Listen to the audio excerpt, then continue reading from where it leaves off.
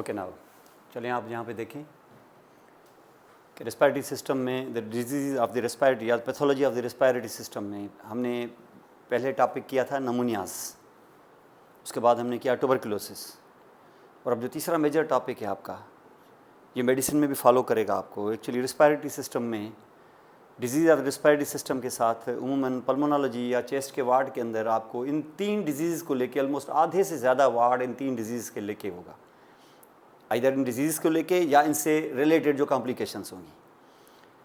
अब यहाँ पर आप देखें एस्थमा, ब्रोंकियल एस्थमा, ये है क्या बेसिकली, इसके लिए आपको थोड़ा सा देखना पड़ेगा, ब्रोंकियल ट्री को देखना पड़ेगा, इसका ट्रेकियो ब्रोंकियल ट्री।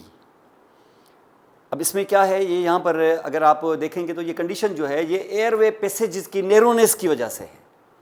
क्यों नैरो हो रहे हैं, वजह इसकी ये है कि इसका स्ट्रक्चर आप देख रहे हो, ये स्मॉल एंड मीडियम साइज जो ब्रोंक्यूल्स हैं एक्चुअली उनके कंस्ट्रक्शन की वजह से, उनके नैरोनेस की वजह से ये प्रॉब्लम है।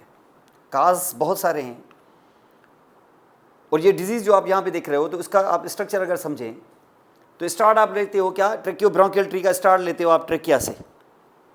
ट्रेकिया को आप ऐसे समझिए जैसे एक दरख्त का एक स्टेम होता है, थिक है, ज़ाहिर है उसका स्ट्रक्चर आपने देखा हुआ है कि ये अगर उसको आप ट्रांसफर सेक्शन अगर इसका आप काटें तो आपको नज़र आएगा कि ये हाईलाइन कार्टिलेजेस, सी शेप जिसकी रिंग्स है हाईलाइन कार्टिलेज की, ये स्टार्ट होते हैं at the lower part of cricoid cartilage and then they are actually going down here into the middle part of the thoracic cavity, इसको mediastinum कहते हैं, और upper mediastinum at the level of sternal angle ये bifurcate हो जाता है, इसको carina कहते हैं, इसका दी करीना बाइफरकेटिंग पॉइंट, जहाँ पर ये दो प्रिंसिपल ब्रोंकाई में।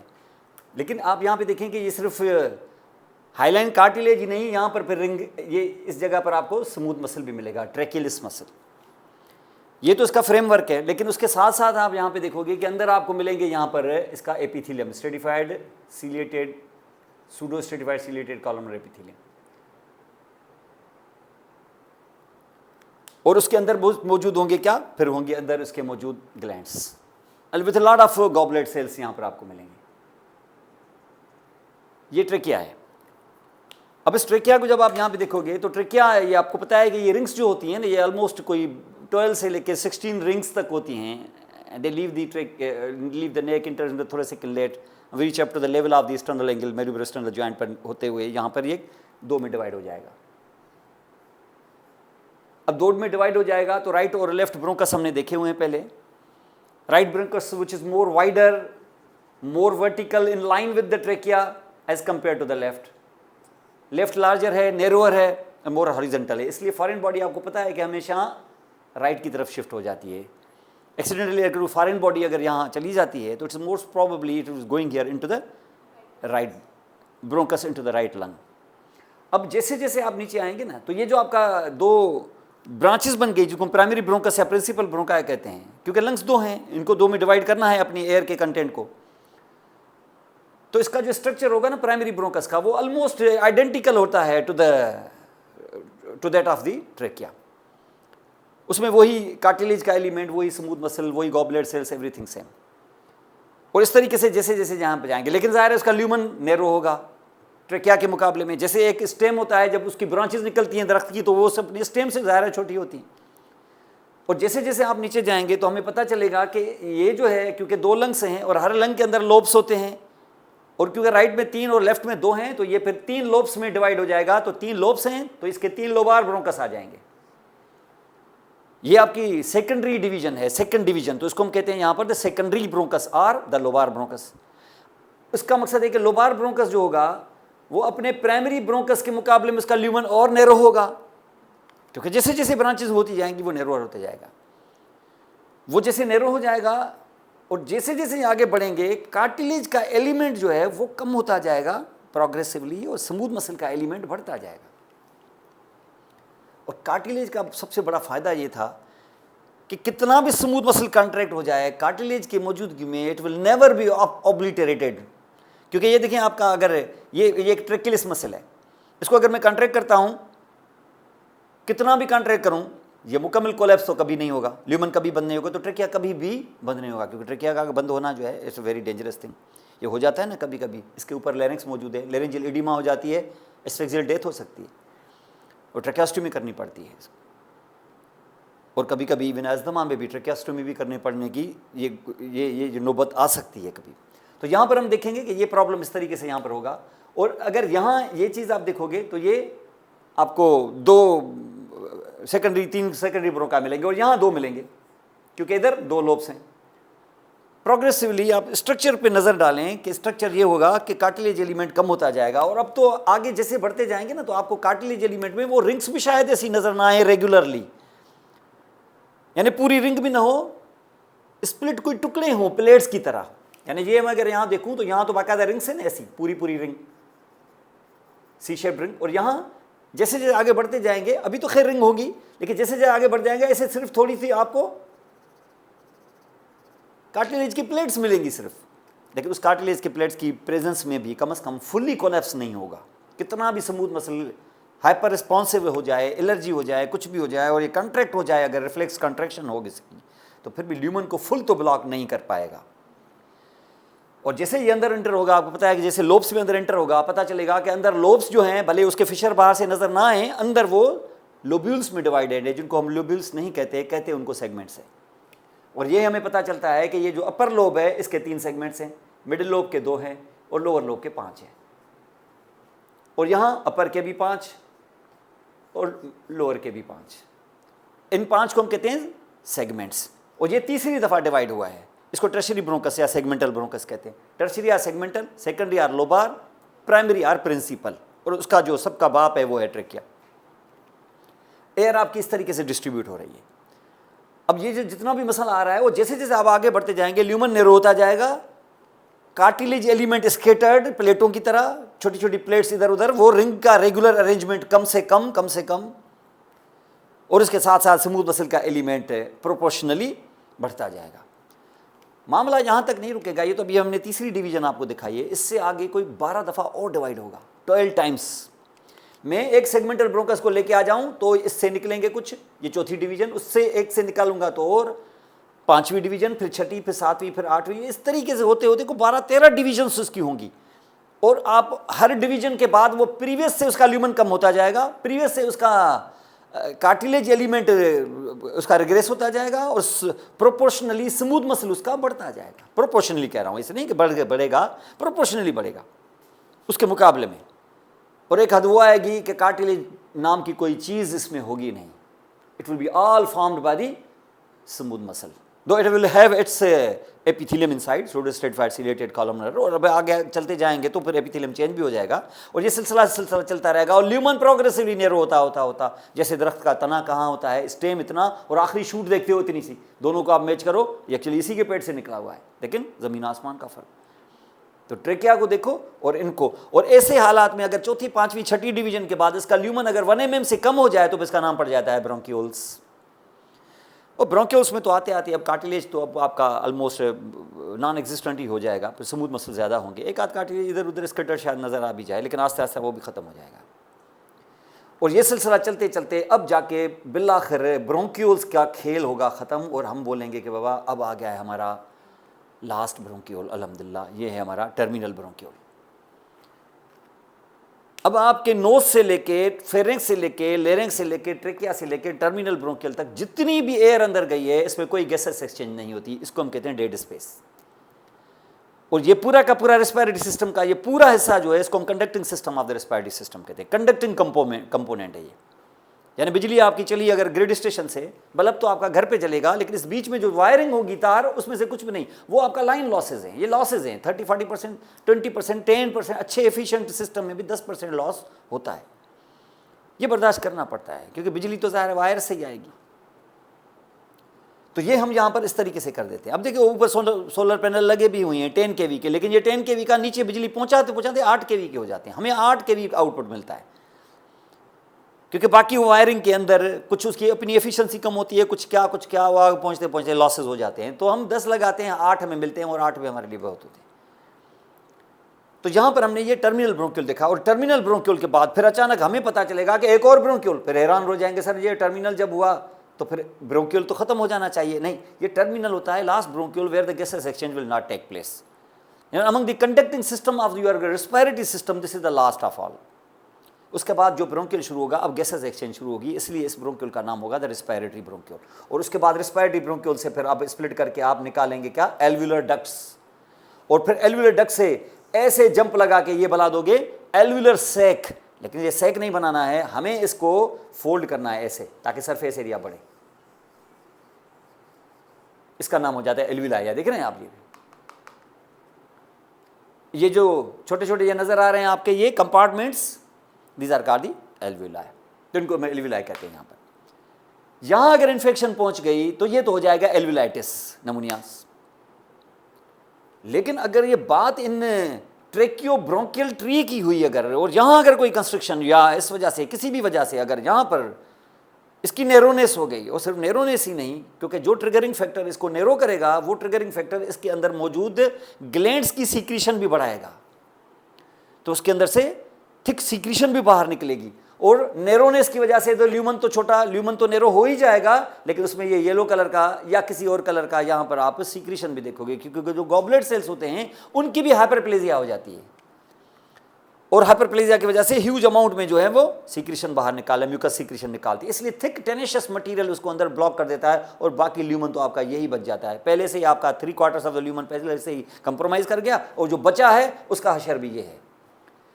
और ख़ास तौर पे कहाँ, ये देख रहे हैं आप स्मूथ मसल्स वगैरह, ये ख़ास तौर पे होता कहाँ है, जहाँ स्मूथ मसल्स ज़्यादा होते हैं, यानी ये स्मॉल एंड मीडियम साइज जो ब्रोंक्यूल्स होते हैं, ये उनके अंदर ज़्यादा प्रॉब्लम काज करेगा।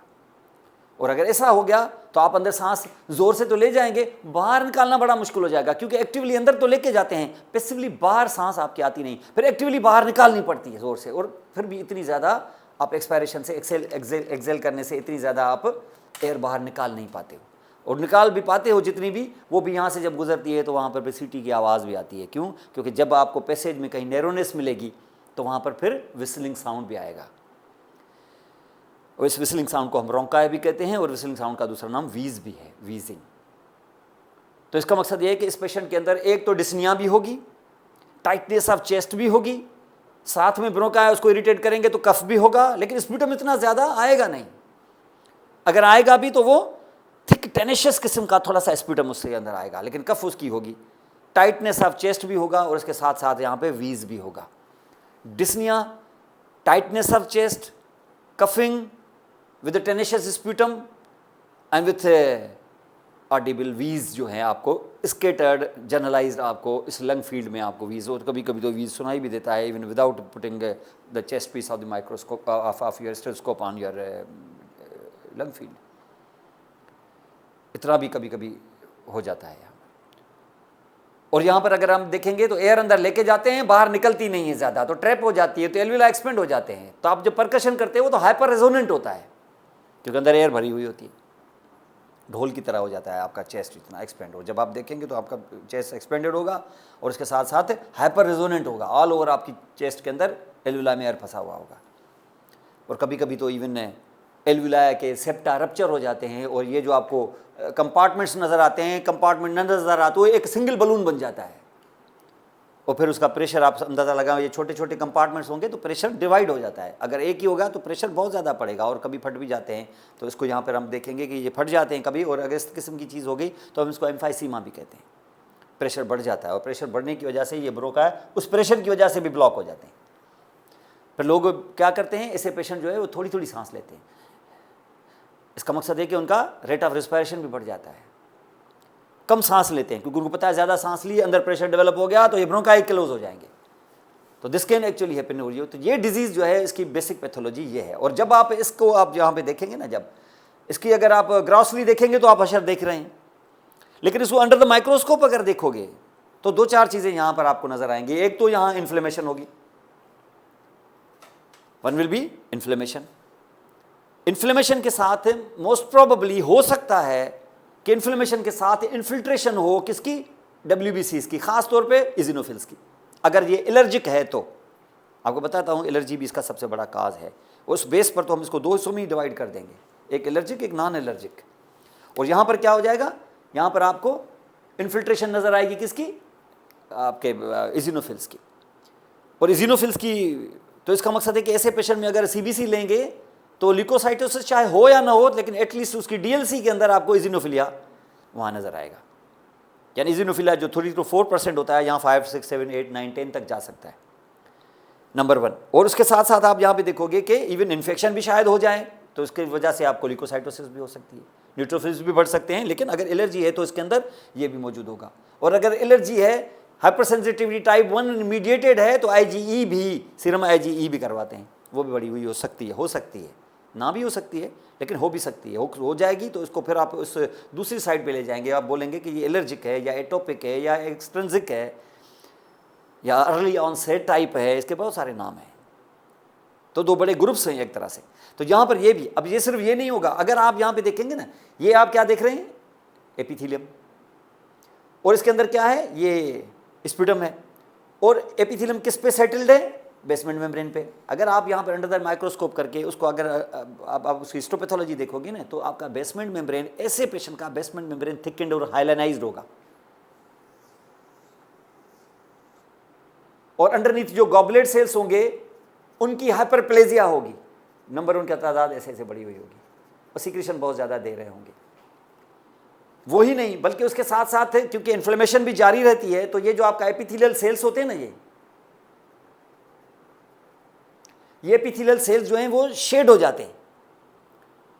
वो किस में आ जाते हैं, ल्यूमन के अंदर। और ल्यूमन में क्या है, स्पूटम है, तो ल्यूमन में स्पूटम आ जाता है। तो ये जो आपके शेड होके डैमेज जो होते हैं एपिथेलियल सेल्स, वो आपके स्पूटम में ये शक्ल ले लेते हैं, व्हर्ल्स, abundant whirl like collections of the shed epithelium into the lumen, and they will get mixed with the sputum. वो अगर आप अंडर द माइक्रोस्कोप रखोगे तो ऐसे नजर आएंगे। इनको हम कहते हैं द क्रशमैन स्पाइरल्स।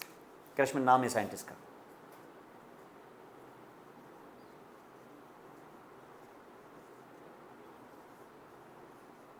तो what are क्रशमैन spirals?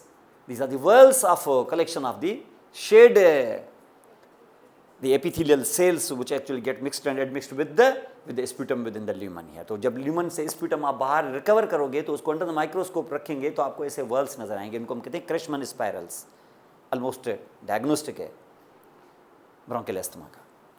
दूसरा, ये जो आपने देखे थे ना अभी अभी, क्या लॉट ऑफ इजिनोफिल्स इनसाइड देम, तो वो भी ज़ाहिर डैमेज हो जाते हैं, और उनसे अंदर जो प्रोटीन्स बाहर निकल के आ गए ना, अगर उनको हम कहते हैं इजिनोफिल डेराइव्ड प्रोटीन्स, वो इस स्पूटम के अंदर क्या होंगे, ल्यूमन के अंदर वो ऐसे क्रिस्टलॉइड्स बनाते हैं,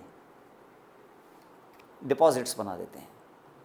और इन डिपॉजिट्स को हम कहते हैं यहाँ क्या, ये डिपॉजिट्स हैं, ये क्रिस्टलॉइड्स हैं किसके, प्रोटीन इजिनोफिल डेराइव्ड प्रोटीन्स के।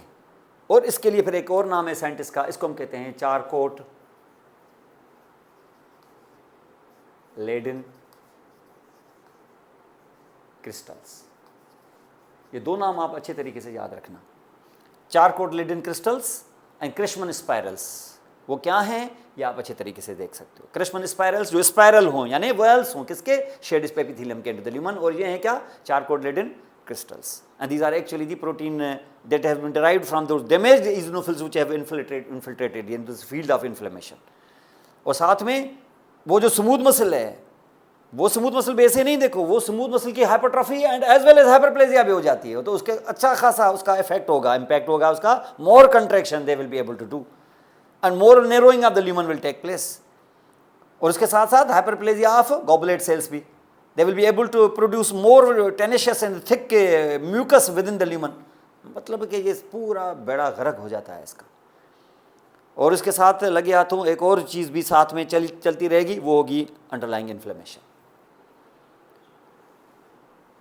ये अस्थमा का मसला है और ये इसकी पैथोलॉजी है। तो यहाँ आपने देख लिया होगा कि मसला इसका अंडरलाइंग पैथोलॉजी ये है। अब अंडरलाइंग पैथोलॉजी ये है, इसको आगे बढ़ाएं और उसका थोड़ा सा क्लिनिकल लुक देखें आपने, ताकि ये फिर जब क्लिनिकल सिनेरियो आ जाए तो फिर आपको डिफिकल्टी ना हो। तो अस्थमा आपने देखा कि एयरवेज का narrowness with the swelling of the wall, और अंदर क्या, वो सारा सिलसिला, बेसमेंट मेम्ब्रेन की थिकनेस, ओवरलाइंग एपिथेलियम का शेडिंग वगैरह, और थिक टेनिशियस मटेरियल। अंदर देखा आपने कि गॉबलेट सेल की हाइपरप्लेजिया, स्मूथ मसल की hyperplasia and hypertrophy as well. Curschmann spirals देखा, फिर अपने यहाँ पे चारकोट लेडन, उसके साथ lot of infiltration of your eosinophils as well, and they can be even IgE mediated होना भी हो सकता है, इसका हो भी सकता है, नहीं भी हो सकता, लेकिन ये है।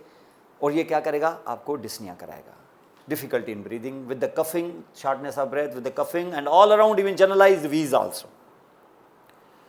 और ये एस्थमा जो होगा वो इवन पेशेंट के अंदर, कुछ लोगों के अंदर ये इवन थोड़ा सा माइनर न्यूसेंस भी उनको एकदम से ये बेसिकली कुछ लोगों के अंदर ये हो जाता है कि उनके अंदर हाइपर रिस्पॉन्सिवनेस हो जाती है।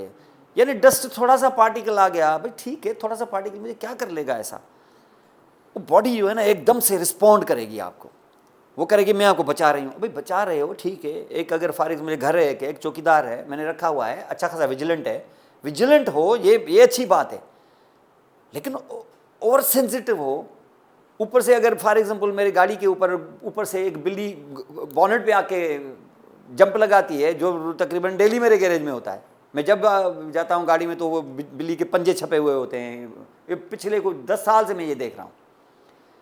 तो इसका मकसद एक बार ऊपर से बालकनी पे छलांग लगाती होगी, अगर उसके आवाज़ से मेरा चौकीदार अलर्ट हो जाए और एकदम से फायरिंग शुरू कर दे कि कुछ आया है यहाँ पर, तो ये तो मेरे काम की चीज़ ना हुई। या फिर बिल्ली ने ऊपर से छलांग दी, मुझे क्या नुकसान पहुंचा, 10 साल से होता रहा है ये, लेकिन इस आवाज़ को सुन के कि नहीं कोई आया है, किसी ने छलांग लगाई है, कोई चोर अंदर आ गया, ऐसी हाइपर रिस्पॉन्सिवनेस करे तो वो तो मुझे नुकसान पहुंचा देगा।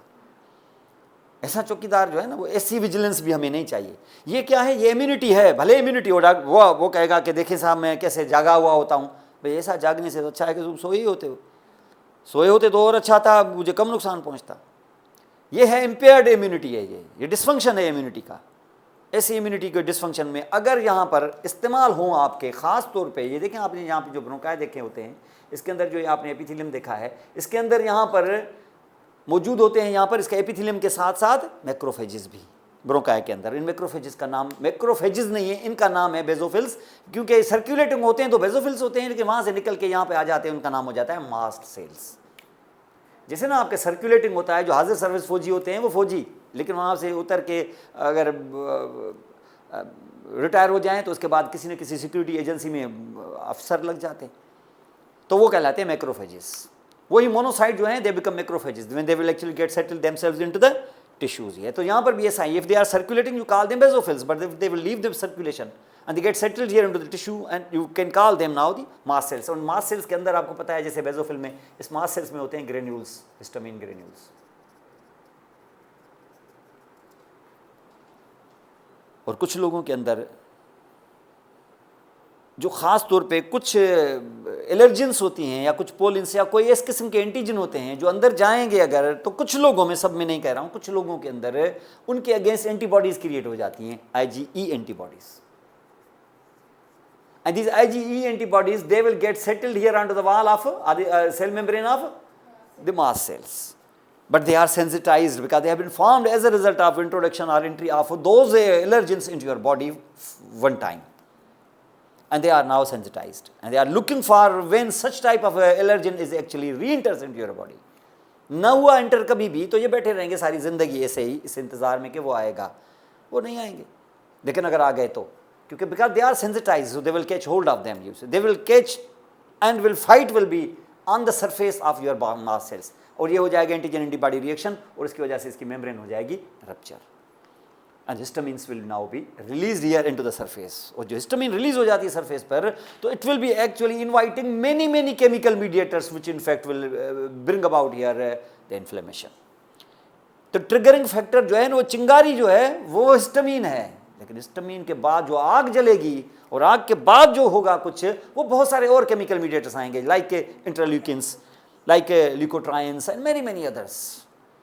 या तो तुम इस चिंगारी को स्पार्क होने ना देते, फिर तो कोई भी ना आता, लेकिन एक दफ़ा जब स्पार्क हो गया ना ये, तो अब तुम अगर हिस्टामिन को रोकोगे भी तो हिस्टामिन के रुकने से तुम्हारा मसला हल नहीं होगा। ये तो एंटी हिस्टामिन अगर कहोगे कि अगर फॉर एग्जाम्पल का अटैक आता है तो मैं एंटी हिस्टामिन ले लूँ, इस पर तो ये भूल जाओ। अब या तो तुम्हें ये करना था कि इस हिस्टामिन को यहाँ से बाहर निकलने से रोकना था, यानी आपने जहाँ पर बेसोफिल्स यानी मास्ट सेल को स्टेबलाइज कर देना था कि यहाँ जंग चले भी तो ये रप्चर ना हो मेम्ब्रेन।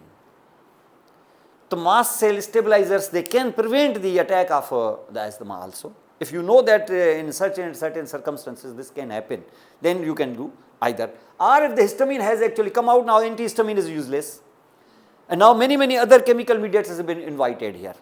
फिर आप क्या करेंगे, फिर आप उन केमिकल मीडिएटर्स जैसे ल्यूकोट्राइन्स वगैरह उनको मॉडिफाई करने के लिए कोई ड्रग लेके आएंगे, ल्यूकोट्राइन मॉडिफायर्स, मॉन्टेलिकोस्ट जो मार्केट में आती है ना, ये माइटिका, मॉन्टीगेट, ये आपने सुने होंगे, ये क्या है, ये ल्यूकोट्राइन मॉडिफायर्स हैं। या तो ये कर सकते हैं, साथ में एक और भी कर सकते हैं कि चलो ये भी कर लेता हूँ, साथ में जो इन्फ्लेमेशन चल रही है मैं इन्फ्लेमेशन को रोकने का भी एक तरीका कर सकता हूँ, एंटी इन्फ्लेमेटरी ड्रग्स। कौन से? कॉर्टिकोस्टेरॉइड्स। या फिर आप इन्फ्लेमेशन को भी रोकेंगे, ये भी करेंगे, और उसके साथ साथ इन्फ्लेमेशन तो लाजमन रोकनी होगी आपको, उसके साथ साथ कुछ और भी चीज़ें करेंगे, क्योंकि इनका असर क्या हो रहा है, इनका असर हो रहा है ब्रोंको कंस्ट्रिक्शन, तो मैं क्यों ना कुछ ब्रोंको डायलेटर भी साथ में इस्तेमाल कर लूँ। क्योंकि आपको बेसिक पैथोलॉजी का पता होगा ना, तो आपको पता चलेगा कि मैं कौन सी ड्रग क्यों और किस वजह से इस्तेमाल कर रहा हूँ और मेरे लिए कैसे फ़ायदेमंद हो सकती है। तो आप यहाँ पर आप देखें कि आपकी ट्रीटमेंट का पहला जो सिलसिला होगा वो क्या होगा, मास्ट सेल स्टेबलाइजर्स। या तो ये करते, होने ही ना देते या तो, लेकिन मास्ट सेल स्टेबलाइजर से भी पहले प्रिवेंट करते उस ट्रिगरिंग फैक्टर को, यानी आप उसको एजुकेट करोगे तो ट्रिगरिंग फैक्टर को प्रिवेंट कर सकते हो। भाई स्मोकिंग से ही होता है, ठंड में निकलोगे तो होगा, ये फला चीज़ से तुम्हें होता है, अगर ये खाएंगे तो ये होगा। तो ट्रिगरिंग फैक्टर अगर आप आइडेंटिफाई करें तो ये ज़्यादा बेहतर है। ट्रिगर्स को आइडेंटिफाई करो, लेकिन आइडेंटिफाई करने के बावजूद तुम बाज नहीं आए, कर लिया आपने, अब हो तो गया है, अब क्या करें, मास्ट सेल स्टेबलाइजर्स। एंटीहिस्टामिन का कोई रोल नहीं, मास्ट सेल स्टेबलाइजर, लेकिन हिस्टामिन फिर भी निकल आई है इंटेंसिटी ज़्यादा होने की वजह से। बाहर उसने की क्या, इन्फ्लेमेशन। इन्फ्लेमेशन किया है तो यहाँ पर ल्यूकोट्राइन्स वगैरह इन्वॉल्व हुए हैं, तो तुम ल्यूकोट्राइन मॉडिफायर्स, साथ में जो इन्फ्लेमेशन हुई है तो एंटी इन्फ्लेमेटरी स्टेरॉइड्स। ओरल भी यूज कर सकते हो, आईवी भी कर सकते हो, सोलियोकार्डिल लगा देते हैं, डेकाड्रान दे देते हैं, ओरल भी दे सकते हो, इवन डेल्टा कार्टिल देते हैं, प्रेडिसोलोम। लेकिन यह है कि अगर एरोसोल्स के जरिए दो, क्योंकि डायरेक्टली जाएगा वो, तो ये भी बेटर है, ज़रूरत पड़ने पर इवन दे सकते हो। तो यहाँ पर एंटी इन्फ्लेमेटरी कॉर्टिकोस्टेरॉइड्स, ये मेन स्टे ऑफ ट्रीटमेंट होगी, खासतौर पर जब अटैक आएगा तो एंटी इन्फ्लेमेटरी। उसके बाद भाई सिम्टम्स को भी तो ठीक करना है, ये तो खैर हो गया, लेकिन वो जो गंद फैला दिया है उसका भी तो कुछ करना है आपको। इसका मकसद है कि ब्रोंको डायलेटर्स,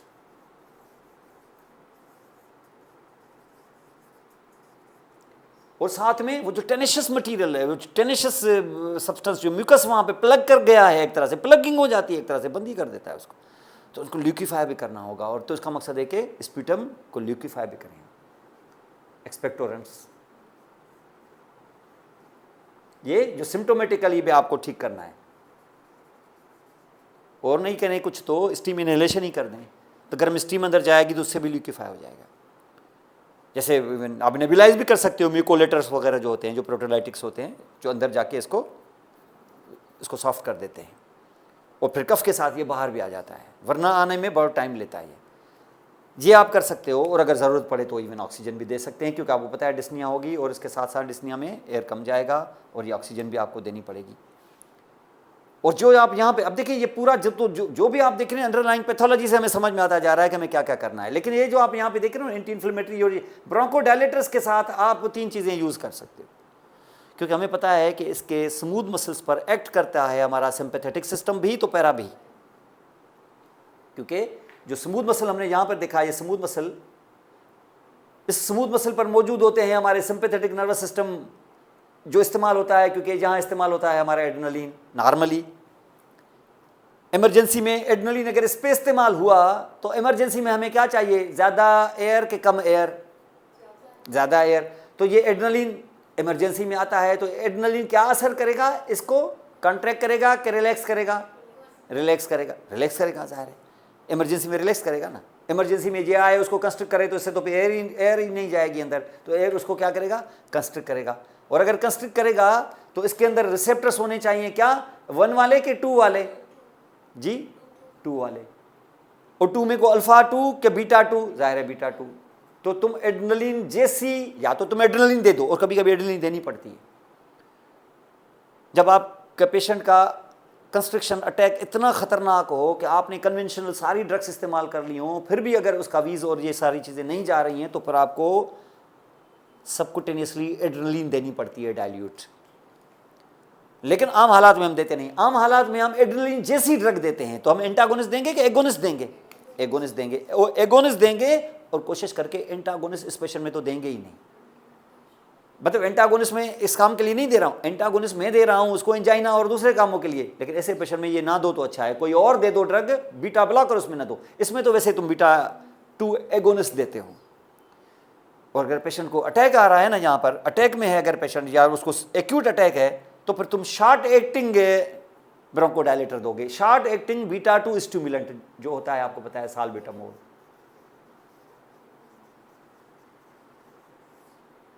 साल्बुटामोल वैसे टेबलेट फॉर्म में भी आता है, लेकिन बेटर ये है कि तुम एरोसोल फॉर्म में दे दो, जैसे वेंटोलिन, वेंटोलिन एरोसोल ये दे दोगे। ये शॉर्ट एक्टिंग है जो उमूमन किसमें, जो उमूमन अटैक के दौरान या इसमें देते हैं। लेकिन अगर वो कंटिन्यूसली अगर शॉर्टनेस ऑफ ब्रेथ है और कंस्ट्रक्शन अगर मुसलसल है, अटैक में नहीं है, मुसलसल रहती है, तो फिर आपको लॉन्ग एक्टिंग देना पड़ेगा, और वो होगा साल्मेटरोल, सर्वेंट शायद इस नाम से होता है, साल्मेटरोल। तो ये बीटा 2 एगोनिस्ट है। लेकिन हमें थोड़ा सा डर है ये कि अगर हम किसी ओल्ड पेशेंट को दे देते हैं, कोई एल्डरली पेशेंट है अगर है, तो ये बीटा 2, लेकिन हमें डर है कि ये क्रॉस रिएक्ट होकर कहीं बीटा 1 या हार्ट पे कहीं वहाँ टेकिकार्डिया पल्पिटेशन न कर दे। आपसे ये तो बीटा 2 है भाई, बीटा 2 है, बीटा तो है ना, हार्ट बीटा का लफ्ज़ सुन के नाराज़ हो जाती है। वो बीटा 1 भले हो लेकिन क्रॉस रिएक्ट कर सकते हैं, तो कर भी सकते हैं। तो ओल्ड एज में फिर हम क्या करेंगे, फिर हम एड्रीनर्जिक के ड्रग से हट के कोई और तरीका अख्तियार करेंगे। फिर हम यहाँ पे जाएंगे तो पता चला कि सर हमारे पास एड्रीनर्जिक की नहीं, यहाँ पर हमारे पास कोलिनर्जिक रिसेप्टर्स हैं उस पर, और कोलिनर्जिक रिसेप्टर्स पर क्यों क्या है हमारे पास मौजूद, मस्करीनिक रिसेप्टर्स। और मस्करीनिक रिसेप्टर्स को जब स्टिमुलेट किया जाता है तो वो स्मूथ मसल को करता है कंट्रैक्ट, और ग्लैंड्स को सीक्रेशन भी कराता है, तो डबल काम होता है। और उसके लिए हमें फिर क्या करना होगा, कोलिनर्जिक एंटागोनिस्ट देने होंगे। और कोलिनर्जिक एंटागोनिस्ट पढ़े तो हैं हमने वैसे एट्रोपिन, लेकिन यहाँ हम एट्रोपिन नहीं देते। हमने अंदर लेबोरेटरी में सिंथेटिकली ऐसी ड्रग ईजाद की है जो है एक्चुअली एट्रोपिन की ही माँ है, यानी उसकी बेटी है एक तरह से, लेकिन हमने उसको केमिकली ऐसा तैयार किया है कि उसके साइड इफ़ेक्ट्स कम होते हैं, और उनको भी और कम करने के लिए हम अंदर एरोसोल्स के ज़रिए दे देते हैं। और ये एट्रोपिन की जो बेटी है उसका नाम है आइपराट्रोपियम, जिसका दी आइपराट्रोपियम, ब्यूटाइल ब्रोमाइड के नाम से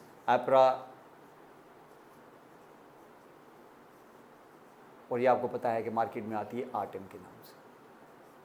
आर्टिम के आपको नेबुलाइजर सॉल्यूशन भी मिलता है, नेबुलाइजिंग सॉल्यूशन, और इसके स्प्रे भी आते हैं, आर्टिम स्प्रे।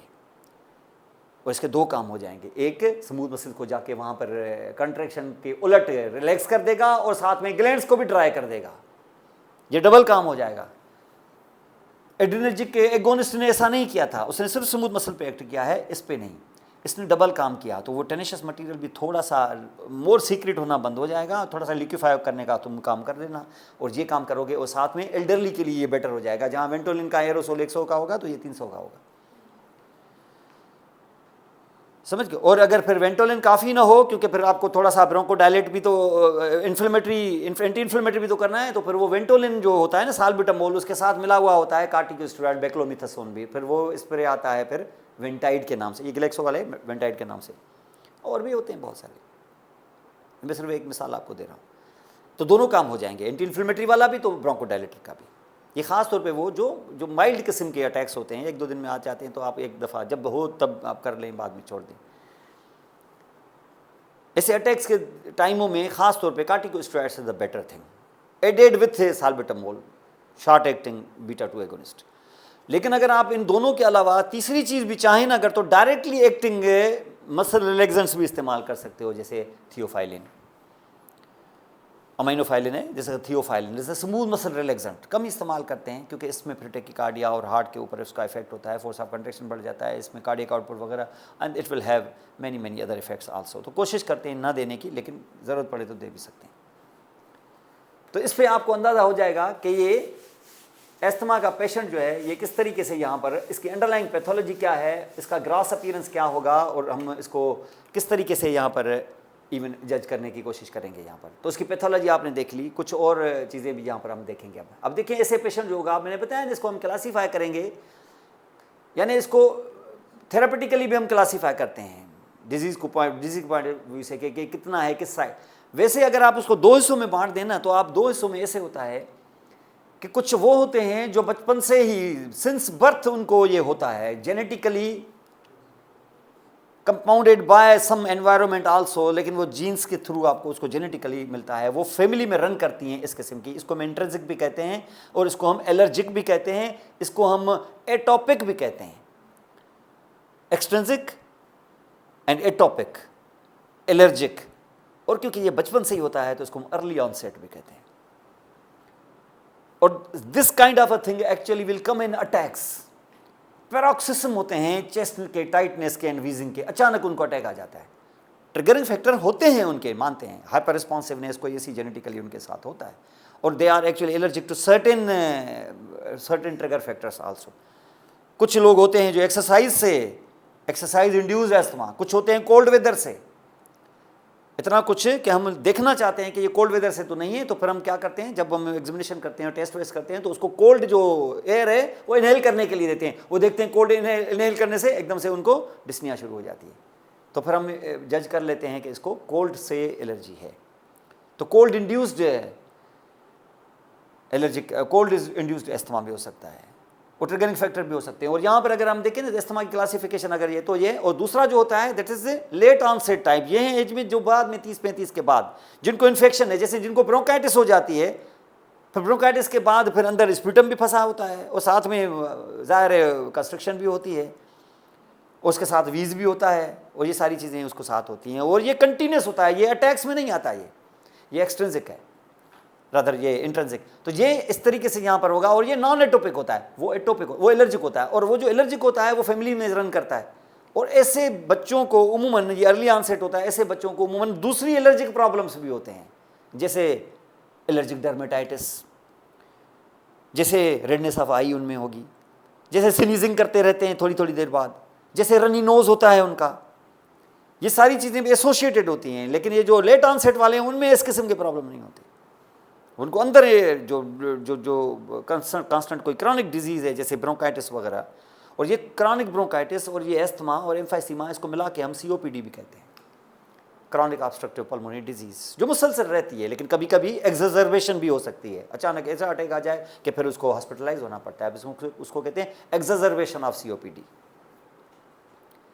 तो क्लिनिकली उसको आप जज करेंगे ना, तो क्लिनिकली अगर हम कोई ऐसा होता है जिसको हम कहते हैं माइल्ड इंटरमिटेंट एस्थमा है इसको, तो माइल्ड इंटरमिटेंट वो होता है जिसमें डे टाइम में less than 2 per week attacks आए हैं उसको, और रात के टाइम पर 2 से कम 1 मंथ में अगर उसको अटैक्स आए, तो माने day time less than 2 times per week और नाइट टाइम में less than 2 times per month अगर हो, तो उसको हम कहते हैं यहाँ पर माइल्ड इंटरमिटेंट टाइप। इंटेंसिटी उसकी ये है, mild persistent more than 2 per week and more than 2 per month night में, more than 2 per week in the day time and more than 2 per month at the night time अगर हो, तो उसको हम कहते हैं माइल्ड परसिस्टेंट। और moderate persistent उसको कहते हैं जिसमें ऑलमोस्ट डेली सिम्टम्स मिले, और रात के टाइम पर यानी कम से कम हफ्ते में 1 दफ़ा उसको रात को भी अटैक आते हों, तो फिर उसको मॉडरेट परसिस्टेंट कहते हैं। और जो सीवियर परसिस्टेंट होता है वो तो कंटिन्यूसली डे टाइम में आपको हमेशा ही रहेगा, वो यही नहीं बल्कि रात के टाइम पर भी उमूमन सिम्टम्स डेली ही रहते हैं उसको, इसको यहाँ पे हम सीवियर परसिस्टेंट कहते हैं। तो क्लिनिकली भी हम उसको तरीके से बताया कि उसके सिम्टम्स क्या हैं, जैसे वीज़ है, कफ है, और इसमें इवन एलर्जी भी हो सकती है। ये अर्ली ऑनसेट वाले होते हैं बचपन से, और ये जिससे जैसे टाइम गुजरता है ना, जो ये लेट में जाके 20-25-30 साल बाद ये अर्ली ऑनसेट ख़त्म भी हो सकता है, क्योंकि इम्यूनिटी उतनी रहती नहीं है उनकी। अब वो रिस्पांस वो नहीं रहता, वो जो चौकीदार रखा गया था 30 साल पहले अब वो भी बूढ़ा हो गया है, वो छोटी मोटी चीज़ों पर वो खामखा भी छलांग नहीं मारता है। तो उमूमन इस किस्म के जो हैं बच्चे जो उमूमन बाद में जाके ये इनके सिम्टम्स कम भी हो जाते हैं। और यहाँ पर हमने देखा कि ये साइंस देखें आपने यहाँ पर मोर फ्रीक्वेंटली आप यहाँ पर increasing difficulty of the breathing यहाँ पर, और ख़ास तौर पे एरोसोल्स वगैरह यूज़ करते हैं। और ये इंक्रीजिंग डिफ़िकल्टी ब्रीदिंग में जो आस्ते आस्ते बढ़ती जा रही है, तो कैसे पता चलेगा कि बढ़ती जा रही है? एक डिवाइस होता है उसको हम कहते हैं पीक फ्लोमीटर, उसमें से ये सांस लेके बाहर निकालते हैं, उतनी ज़्यादा निकाल ही नहीं पाते, कल जो निकाली थी आज उससे भी कम, कल उससे भी कम, तो ये क्या है प्रोग्रेसिवली ऊपर, तो ये क्या कहते हैं? इसको पीक फ्लोमीटर कहते हैं। ये दिखाता हूँ इसका डायग्राम आप। और यहाँ पर हमने देखा कि ये कुछ जो है एस्थमा के साइंस में आपको कुछ लोग जो फ्लेयर अप होता है ना जिनको, वो एक्सरसाइज इंड्यूस भी हो सकता है, ऑक्यूपेशनल एस्थमा भी हो सकता है। ऑक्यूपेशनल एस्थमा का मकसद है trigger by the irritants in the fumes and somewhere, जहाँ वो काम करते हैं केमिकल्स में, जहाँ गैसेस वगैरह हों, या फिर एलर्जी इंड्यूस्ड एस्थमा, एलर्जी के साथ एयरबॉर्न, अगर उसमें एलर्जेंस वगैरह कुछ सब्सटेंसेज ऐसे हैं तो इनके अंदर यही प्रॉब्लम्स हो सकते हैं। काजेज आपने देखा, ये एक दफ़ा एस्थमा है ना अगर उसको एलर्जिक वगैरह ये, तो ये ख़त्म नहीं होगा, it's not cured, but this can be actually, their signs and symptoms can be regulated and monitored। ये आप उसको आप एजुकेट कर सकते हो कि ये भाई ये करना है, ये सारी चीज़ें आइडेंटिफाई करो, उसके ट्रिगरिंग फैक्टर, उसको एजुकेट करो कि ये चीज़ ना लें। आपको हो सकता है अंडे से एलर्जी होती है, किसी को चावल से होती है, कुछ लोग कोई चीज़ खाते हैं उनसे होती है, ठंडी कोई चीज़ ले लें तो उनको कोल्ड से हो सकती है। ये सारी चीज़ें अगर ऐसी हैं तो आप इन चीज़ों से आप अवेयर रहेंगे, तो ये आपको बार बार नहीं होगा। तो ट्रिगरिंग फैक्टर मैंने बताया, ट्रिगरिंग फैक्टर हर पर्सन के लिए डिफरेंट है।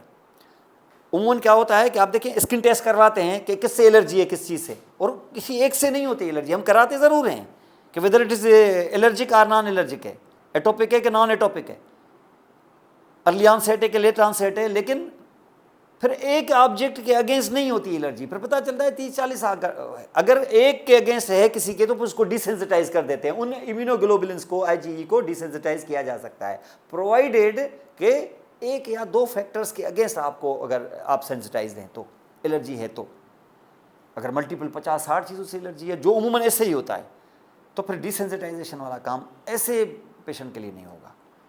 एलर्जी क्लिनिक्स हैं, इस्लामाबाद में भी हैं, यहाँ पे आते हैं, तो वो स्किन टेस्ट करवाते हैं कि against which triggering factor, against which allergen or object और antigen you are allergic to, they will desensitize those specific immunoglobulins against that।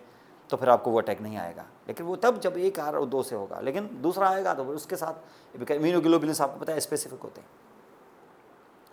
तो एयरबोर्न एलर्जेंस वगैरह उसके साथ भी प्रॉब्लम है। रिस्पायरेटरी इन्फेक्शंस अगर हो जाएं, कॉमन कोल्ड वगैरह में आप देखें दमे की शिकायत होना शुरू हो जाती है, क्योंकि उस वायरल इन्फेक्शन की वजह से हाइपर रिस्पॉन्सिवनेस होगी ना, तो एकदम से वो दूसरे में नहीं होगी, किसी में थोड़ा सा खांसी वासी होगी, लेकिन किसी में अटैक आ जाएगा। तो ये भी है, फिजिकल एक्टिविटी से होता है, एक्सरसाइज वगैरह। कोल्ड एयर से तो हम बाकायदा चैलेंज करते हैं को, ठंडी एयर देते हैं उसको, देखते हैं कि उसको डिस्निया होती है कि नहीं। एयर पोल्यूटेंट्स में, स्ट्रॉन्ग इमोशंस में, स्ट्रेस में भी कभी कभी इम्यून अटैक आ जाता है। और उसके साथ साथ कुछ प्रिजर्वेटिव्स को खाने के अंदर अगर कुछ प्रिजर्वेटिव्स हैं उसके अगेंस्ट भी एलर्जी होती है। और साथ में गर्ड के अंदर भी, गर्ड में आपने देखा कि अगर रिगर्जिटेशन हो जाए तो इवन फ्यूम्स आ जाते हैं, और उसके साथ साथ इवन एसिड वगैरह जो है वो भी इवन कर सकता है यहाँ पर। और कुछ मेडिकेशन खास तौर पे एस्पिरिन से हो जाता है। तो हमने यहाँ पे देखा कि पोलन, स्मोकिंग, एक्सरसाइज, मोल्ड्स वगैरह, ये पोलेंस होते हैं जो इन्फेक्शन, फूड, कुछ मेडिसिन, डस्ट माइट्स वगैरह, स्ट्रेस में भी, पोल्यूशन वगैरह है, तो पेट्स के साथ अगर आप खेलते हैं उसके डेंड्रफ वगैरह उसके साथ एलर्जी हो जाती है, तो कोल्ड एयर के साथ तो एलर्जी है ही। तो इनको अगर आप दूर रखेंगे, अगर फॉर एग्जांपल, तो एस्थमा के ये कम से कम ट्रिगर से आप दूर रखेंगे तो काफ़ी अटैक्स से आप बच सकते हैं। यहाँ पर रिस्क फैक्टर्स हैं इसके, अगर ब्लड रिलेशन है, अगर आपके भाई को या किसी को या रिलेशंस में कहीं है कोई, तो आप दूसरे बच्चों में भी चांसेस हो सकते हैं। और एलर्जी कंडीशंस साथ में, ऐसे बच्चों को एलर्जी कंडीशंस जैसे डर्मेटाइटिस, रनी नोज वगैरह, स्नीजिंग, ये सारी चीज़ें यहाँ पर। बीइंग ओवरवेट आल्सो, क्योंकि जो फेट होता है ना, फेट के अंदर भी कुछ प्रोडक्ट्स ऐसे होते हैं उनके metabolites which also irritate and becoming the risk factor also. तो फेट को भी अगर वज़न को कम करें तो इस्थमा का अटैक कम हो सकता है। यहाँ पर स्मोकर हैं, exposure to even second hand smoke also, अगर आप किसी के साथ बैठे हुए हैं वो सिगरेट पी रहा है तो आप रिस्क पर हैं। Exposure to some exhaust fumes also, जहाँ पे गैसेस वगैरह हो, और इनके साथ आपको ये प्रॉब्लम्स हो और कॉम्प्लिकेशंस हैं जहाँ पर स्लीप आपका ख़राब हो सकता है, बार बार अटैक से आपकी इवन वर्क अफेक्ट हो सकता है, आप सिक लीव ज़्यादा लेंगे, ज़ाहिर अटैक आ जाता है, 2-2 दिन तक आप काम पे नहीं जा सकते, हॉस्पिटलाइजेशन होती है, और हॉस्पिटलाइजेशन सीवियर अटैक्स की वजह से, और हॉस्पिटल के अपने मसले हैं, और बार बार आपको आप एग्जर्बेशन से काफ़ी आते हैं पेशेंट, यानी कम से कम 6 महीने में 2-3 दफ़ा उनका हॉस्पिटल चक्कर लगता है, और 1-2 दिन उनको रखना पड़ता है यहाँ पर। परमानेंट नैरोइंग अगर यहाँ पे हो गई तो ब्रीदिंग के इफेक्ट्स हैं यहाँ पर, और लॉन्ग स्टैंडिंग आपको कुछ मेडिकेशंस के प्रॉब्लम्स, क्योंकि बार बार अगर लेंगे ना, ये बार बार जो आप लेते हैं तो इसके साथ एंटी इन्फ्लेमेटरी होने की वजह से इवन फंगल इन्फेक्शंस हो जाती है अगर उसको मुसलसल लिया जाए तो। इसलिए कहते हैं कि जब भी आप लें उसके बाद आप वॉश कर दें अपना मुँह, क्योंकि ये कार्टिकोस्टेरॉइड जहाँ पर लगेंगे ना अगर, तो यहाँ पर फिर एंटी इन्फ्लेमेटरी इफेक्ट होगा, फिर फंगल इन्फेक्शंस वगैरह हो जाती है, कैंडिडियासिस वगैरह इसका है साइड इफेक्ट। तो कॉम्प्लिकेशंस आपने यहाँ पे देखी कि ये प्रॉब्लम हो सकते हैं यहाँ पर, तो प्रिवेंट करें आप यहाँ पर क्या एक्शन प्लान आप ले आएँ उसका, क्योंकि छोटी मोटी इन्फेक्शंस के चांसेस हैं अगर, तो वैक्सीनेट करवा दें उसको, क्योंकि इन्फेक्शन की वजह से, क्योंकि ट्रिगरिंग फैक्टर है ना वो, तो इन्फेक्शन की वजह से तो आप ये करा सकते हैं। आइडेंटिफाई करें और अवॉइड करें ट्रिगर्स को, तो बहुत सारी चीज़ों से बच सकते हैं आप। मॉनिटर करें अपनी ब्रीदिंग को, साथ में आइडेंटिफाई करें, ट्रीट करें अटैक्स को, और जो आप अटैक ट्रीट करते हैं तो आपने देखा नहीं कि यहाँ पे आप डायग्नोस कर, अब डायग्नोसिस के लिए यहाँ पर आपको पता है कि डायग्नोस करने के लिए एक्सरसाइज इंड्यूस ब्रोंकोस्पाज्म तो नहीं होता, उसको कोई एलर्जी के नॉन एलर्जी के, ऑक्यूपेशन की सारी चीज़ें आप हिस्ट्री से पता चल जाएंगी। आप एक अच्छी हिस्ट्री लेंगे तो आपको बाकायदा पता चल जाएगा कि ये किस टाइप का है यहाँ पर। फिजिकल एग्जामिनेशन में हमने देखा COPD में आपने रेस्पिरेटरी इन्फेक्शन उसको आइडेंटिफाई करें, लंग इन्फेक्शन, इसको जो ज़्यादातर जो होगा ना वो आप स्पायरोमीट्री से करें, और स्पायरोमीट्री में इसका जो डायग्नोस्टिक पॉइंट होता है ना वो कि एयर फुल लें आप और फोर्स के साथ बाहर निकालें, पहले सेकंड में 80% एयर बाहर निकल आती है विथ एक्सपायरेशन, अगर आपके ब्रोंकाई का ल्यूमन पैटर्न है अच्छा से, तो इसको हम कहते हैं फोर्स एक्सपायरेटरी वॉल्यूम 1। ये होता है फोर्स एक्सपायरेटरी वॉल्यूम 1 का मकसद है कि force expiratory volume in first second, ये होगा कितना, ये नॉर्मल होता है 80%, और अगर आपको लेस देन 60 मिले तो ये फिर मॉडरेट है, इससे ज़्यादा मिले तो ये सीवियर है, और 40 से कम या 40 और 50 है तो काफ़ी सीवियर है ये, क्योंकि 80% यहाँ पहले सेकंड में आ जाता है, और ये स्पायरोमीट्री से आपको पता चल जाएगा। और इसके साथ साथ फोर्स्ड वाइटल कैपेसिटी, ये सारी भी मेजर कर लेते हैं आपका, कितना एक्सहेल कर सकते हो, टोटल एयर कितना एक्सहेल कर रहे हो, पहले में कितना, दूसरे सेकंड में कितना, तीसरे में, सबको सम करेंगे तो ये force expiratory forced vital capacity होगी। और लंग फंक्शन में ये पीक फ्लो मीटर है जो आप यहाँ पे देख रहे हो, ये आपको घर पे रखना होगा, और डेली करेंगे तो आपको अंदाज़ा होगा कि प्रोग्रेसिवली आप वर्स हो रहा है कि ठीक हो रहा है, ये पीक फ्लो मीटर है, डायग्नोस्टिक हो। और उसके बाद अगर चाहें आप तो मिथाकोलिन चैलेंज भी दे सकते हैं। मिथाकोलिन आपको पता है ये कोलिनर्जिक एगोनिस्ट है, अगर फॉर एग्जांपल ये क्या करेंगे, इनहेल करेंगे ना, अगर आप थोड़ा सा मिथाकोलिन इनहेल करेंगे तो अगर हाइपर सेंसिटिव होगा ना तो एकदम से कंस्ट्रिक्ट हो जाएगा। नॉर्मल हालात में इतने डोज में इतना बड़ा प्रॉब्लम नहीं होगा, एकदम से आपको डिस्निया शुरू हो जाए तो इसका मकसद ये हो गया कि ये मिथाकोलिन चैलेंज जो है ये पॉजिटिव है और you are actually at risk. और इसके साथ साथ एलर्जिंग टेस्ट तो आप करते ही हैं, और इसके साथ साथ आप स्प्यूटम की भी एग्जामिनेशन करेंगे तो यहाँ आपको नजर आएंगे क्या, ये देख रहे हैं आप यहाँ पे, तो चार कोरिलेटिंग क्रिस्टल्स भी आप यहाँ पे देख सकते हो, और वर्ल्स भी देख सकते हो, क्रशमन स्पायरल्स जिसको हम कहते हैं यहाँ पर, तो ये भी, और साथ में CBC कराओगे तो इजिनोफिलिया भी आएगा, IgE भी करा के देखने में कोई हर्ज नहीं है, उसकी कंसंट्रेशन भी ज़्यादा नजर आएगी। प्रोवोकेटिव टेस्ट एक्सरसाइज करा के देखो उसको, तो देखिए डिस्निया में आ जाएगा वो। कोल्ड वेदर चेस्ट एक्सरे आप करेंगे तो देखिए आपका एक्सपेंशन हो, जैसे एयर भरी हुई है यहाँ पूरी, और इन्फेक्शन भी यहाँ आ जाएगी, हाइपर इन्फ्लेशन होगी, एग्जामिनेशन में हाइपर रेजोनेंट होगा, चेस्ट एक्सरे भी आप कर सकते हो यहाँ पर ब्रोंकियल अस्थमा में, और फिर उसको भी ट्रीट करें आप। ट्रीट करने में यहाँ होगा ये कि अगर फॉर एग्जांपल अगर लॉन्ग टर्म अस्थमा कंट्रोल चाहिए आपको, लॉन्ग टर्म अस्थमा कंट्रोल, तो कार्टिकोस्टेरॉइड जो है ना, ये कॉर्नर स्टोन इसका जो ट्रीटमेंट है, ये inhaled corticosteroids added with bronchodilators and together, तो ये भी आप, और अगर चाहें तो ये भी, यानी इसका मकसद है कि कार्टिकोस्टेरॉइड्स और ये अगर एक्यूट अटैक आता है तो, और इसके साथ साथ ल्यूकोट्राइन मॉडिफायर्स जो आपने मॉन्टेल्यूकास्ट वगैरह आपने, और अगर चाहें तो थियोफाइलिन, अदरवाइज इसको अवॉइड करें। लेकिन अगर लॉन्ग टर्म है ना, अगर आपको तो उसके अंदर आप देखें कि क्या होगा। अब अगर शॉर्ट टर्म रिलीफ चाहिए आपको, शॉर्ट टर्म रिलीफ में सबसे पहले जो काम होगा वो क्या होगा, शॉर्ट टर्म में आपको इन्फ्लेमेशन फिलहाल इतनी नहीं है, इन्फ्लेमेशन का इतना बड़ा प्रॉब्लम नहीं है जितना शॉर्ट टर्म रिलीफ में आपको चाहिए क्या, ब्रोंकोडायलेटर। कौन सा, शॉर्ट टर्म वाला, साल्बुटामोल। और जो लॉन्ग टर्म चाहिए, जो लंबा चलता है अगर, तो उसमें आपको चाहिए क्या, कार्टिकोस्टेरॉइड्स, यानी ज़्यादा से ज़्यादा उसके साथ अगर ऐड करना चाहो तो फिर आप साल्मेटारोल उसमें ऐड कर सकते हो, लेकिन इसके साथ आप ल्यूकोट्राइन मॉडिफाइड। लेकिन ये कभी कभी जो अटैक आता है ना, कभी कभी उसके अंदर ये, या अगर आप अवॉइड करना चाहो तो फिर एंटीकोलिनर्जिक यानी आइप्राट्रोपियम आप यूज़ कर सकते हैं, आइप्राट्रोपियम ब्यूटाइलब्रोमाइड। अंडरस्टैंड, ये इसको नेबुलाइज भी कर सकते हैं यहाँ पर। तो नेबुलाइजर में यहाँ पर, तो ये पूरा जितना भी आपने देखा कि ये है क्या, ब्रोंकियल एस्थमा। तो ब्रोंकियल एस्थमा में इसका डेफिनेशन, इसकी क्लासिफिकेशन, थेरापेटिकली आप इसको क्लिनिकली कैसे उसको सेपरेट करते हो कि माइल्ड इंटरमिटेंट कौन सा है, इवन इंटरमीडिएट क्या है, परसिस्टेंट क्या है, सीवियर क्या, एक्सट्रिंसिक और इंट्रिंसिक क्या है, पैथोलॉजी में ये ग्रॉसली कैसे नज़र आएगा, अंडर माइक्रोस्कोपी आपको क्या नज़र आता है उसकी, साथ में आपने देखा कि उसकी कॉम्प्लिकेशन, उसकी प्रेजेंटेशन क्या है, ताकि मेडिसिन भी इसी पिलर्स पे खड़ी करेंगे आप। एक पिलर है क्या, सिम्टम्स, किस सिम्टम्स से पेशेंट आता है। दूसरा पिलर है उसका कि आप उसकी हिस्ट्री वगैरह लेंगे तो एग्जामिनेशन करें आप उसका। तीसरा पिलर है इन्वेस्टिगेशंस, और चौथा पिलर है कि आप मैनेजमेंट के लिए लिख के दें उसको। ये सारी चीज़ें यहाँ पर आपको अगर आप देखेंगे तो एस्थमा का पेशेंट, और एक वार्ड में 2, 4, 5 इस किस्म के पेशेंट देखोगे, देखेंगे ओल्ड भी देखें, बच्चों को भी देखें। ये खासतौर पे जो ब्रोंकाइटिस के साथ आते हैं ना पेशेंट्स, वो हमें पता ही नहीं चला ब्रोंकाइटिस है कि एस्थमा है, कोई एस्थमा के डेफिनेशन में आ जाते हैं वो, देखिए दे बिकॉज ऑफ दी ब्रोंकाइटिस। तो हम COPD करके फिर हम ज़ाहिर है उनको इन्फेक्शन है तो फिर हम एंटीबायोटिक भी रखते हैं उनको, और साथ में ब्रोंकोडायलेटर और कार्टिकोस्टेरॉइड्स भी देते हैं। और ये सारी चीज़ें यहाँ पर, और लॉन्ग टर्म वहाँ पर, तो ये सारी चीज़ें इस तरीके से यहाँ पर होंगी। This was your class.